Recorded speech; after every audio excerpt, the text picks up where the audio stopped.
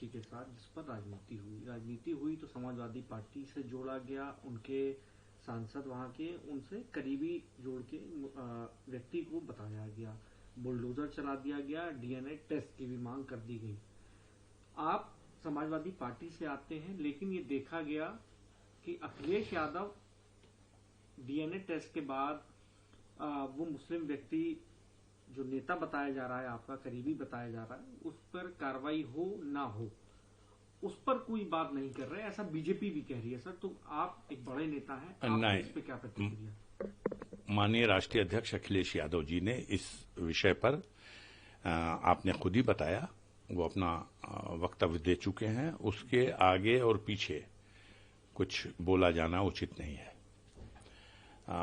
ये प्रश्न चूंकि आपने मुझसे रखा, तो प्रदेश की जनता ये महसूस कर रही, देश की जनता ये महसूस कर रही है कि चुनाव के बाद से, लोकसभा के चुनाव के बाद से बहुत तेजी से जघन्य अपराधों की घटनाओं में वृद्धि हुई है और उत्तर प्रदेश में तो बाढ़ आ गई है। अब सवाल ये है कि अयोध्या के घटना को इतना हाईलाइट क्यों? अयोध्या में विधानसभा का बाई इलेक्शन होना है, उसका फायदा उठाना। समाजवादी पार्टी का नाम एक वहां के स्थानीय किसी व्यक्ति को तथाकथित समाजवादी पार्टी का नेता बता देना और वहां के सम्मानित सांसद माननीय अवधेश प्रसाद जी के साथ कि उनका आदमी है जोड़ देना। ये आम आदमी को बात समझ में आ रही है कि अगर इतने बड़े जघन्य अपराध के बाद कौन उसकी वकालत करता है?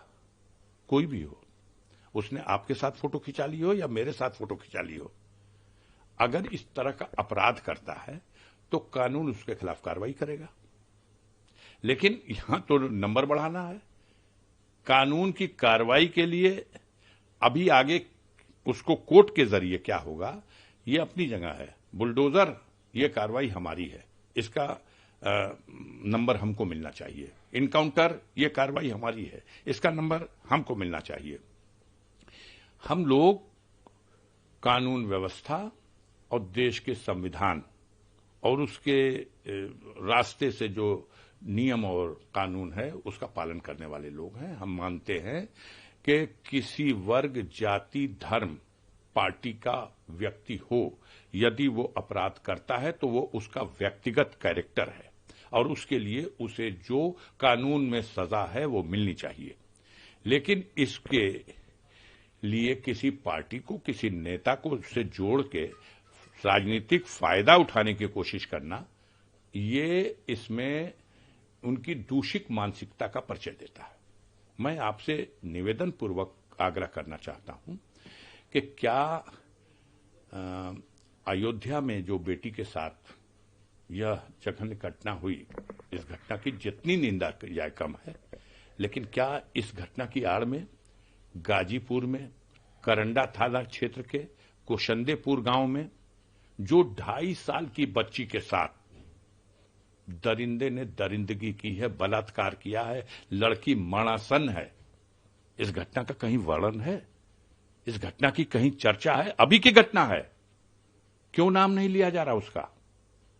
क्यों नहीं नाम लिया जा रहा? मेरे ही लोकसभा क्षेत्र की दूसरी घटना बता रहा हूं, बलात्कार की घटना जखनिया विधानसभा क्षेत्र में और भुड़खुड़ा थाना क्षेत्र के अंतर्गत एक टीटी महोदय हैं। यह टीटी महोदय रहने वाले गाजीपुर के हैं, पोस्टिंग इनकी मऊ में है, उम्र इनकी 35 साल है। एक लड़की आती है दाना बुनवाने के लिए और उस लड़की को बहला फुसला के अपने घर में लेके चले जाते हैं और घर में ले जाके उसके साथ जबरदस्ती बलात्कार करते हैं। ये दरिंदा, इसका कोई नाम लेगा? कौन है? इस घटना का जिक्र होगा, पुलिस खटाखट मुकदमा लिखती है, पकड़ के जेल। इनका न बुलडोजर चला, इनके ऊपर बुलडोजर नहीं चला। बेटियां वो भी हैं जो गाजीपुर में 2 घटना घटी अभी और न इनका इनकाउंटर हुआ।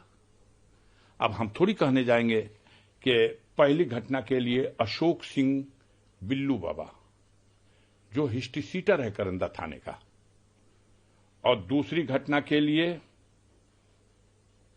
ये जो टीटी साहब हैं अरुण कुमार सिंह, ये अरुण कुमार सिंह वो अशोक कुमार सिंह, अब इनको क्यों छुपाया गया? इनका क्यों नहीं इनकाउंटर हो रहा? इनका क्यों नहीं बुलडोजर चला? क्योंकि इनके पीठ पे ठप्पा लगा हुआ है कि बीजेपी के लोग हैं। इनके पीठ पे ठप्पा लगा हुआ है कि हमारे मुख्यमंत्री जी के जो कृपा पात्र लोग हैं उनके संरक्षण में पड़ने वाले लोग हैं, स्वजाति लोग हैं। इसकी चर्चा थोड़ी होगी, इसकी चर्चा होगी। ऐसे कैसे चलेगा? गाजीपुर में ही हमारे गौरी शंकर चौरसिया जी, गहमर बहुत बड़ा गांव है, एशिया का बिगेस्ट गांव, वहां के एक शरीफ सज्जन इंसान है, उनकी बेटी को, नाबालिग बेटी को उठा ले गए, थाने के चक्कर लगा के दौड़ दौड़ के थक गए। एफआईआर है, नामजद एफआईआर है, आज तक गिरफ्तारी नहीं, आज तक गिरफ्तार नहीं हुआ अभियुक्त, और न लड़की बरामद की गई। मैंने खुद इस विषय में जनपद में जो पुलिस के कप्तान के साथ मीटिंग हुई, उस मीटिंग में मैंने इस बात को खुद उठाया, आज तक नहीं हुई। अब कैसे कहा जाए कि इन लोगों ने अपराध करने वालों के विरुद्ध कार्रवाई करने में भी श्रेणी बना दी है। अगर भाजपा का झंडा धोने वाला, झंडा उठाने वाला अगर कोई काम गलत से गलत अपराध कर दे तो उसकी तरफ मत देखना,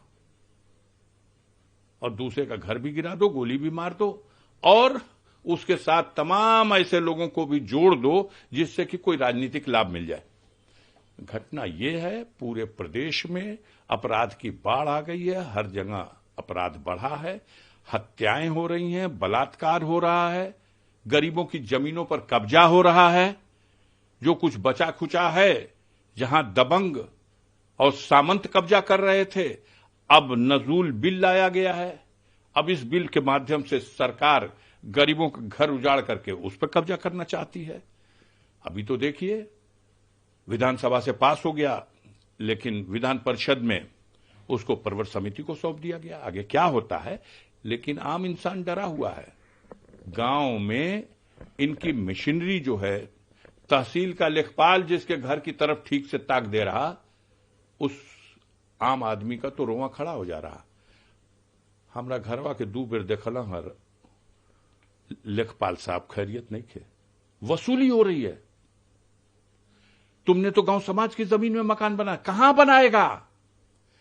देश पे अंग्रेजों का कब्जा था, सारे देश की जनता लड़ी है, अंग्रेजों को भगाई है, जिसके बाप दादा कुर्बान हो गए, और जिस घर में वो रहते थे उस घर में उसके बच्चे आज रह रहे हैं, और उनके बच्चों से कहा जाएगा कागज दिखाओ। कितने लोगों के पास कागज है? कितने लोगों ने रजिस्ट्री ले रखी है? सभी तो गांव में बसे हैं, और गांव की वो जमीनें जब चकबंदी हो रही थी तो अतिरिक्त जमीनें निकाली गई, उन्हीं जमीनों में आबादियां बनी, प्राचीन आबादी, नई आबादी, नवीन परती, बंजर की जमीन, रिजर्व खाते की जमीनों को खाली कराया जाए तो समझ में आता है कि किसी ने अगर चक्रोड पकड़ रखी है, पोखरे पर कब्जा कर लिया है, कंपोस्ट खाद का गड्ढा, सौरस्थान अगर किसी ने कब्जा किया है, श्रेणी 32 के अंतर्गत अगर कोई रिजर्व जमीन पे कब्जा है। लेकिन हद है, हद हो गई कि बंजर और परती और ऐसी जमीन जो गरीबों के बसने के लिए है, गरीबों को उजाड़ा जा रहा, और ध्यान बांटने के लिए तरह तरह की नौटंकी हो रही है। सर, डीएनए टेस्ट में जो मायावती जी की तरफ से कहा गया कि समाजवादी, उस बयान पे आपको क्या लगता है? हमें कुछ नहीं कहना भाई, हमें कुछ नहीं कहना है। आपको लगता नहीं है सर ये? नहीं, अब छोड़िए, अब मैं उन पर टिप्पणी नहीं करना चाहता हूं, कोई टिप्पणी नहीं करना चाहता हूं। वो अपना जो गेम हो रहा है, जो मैच हो रहा है, लोकतंत्र के मंदिरों में हो रहा है।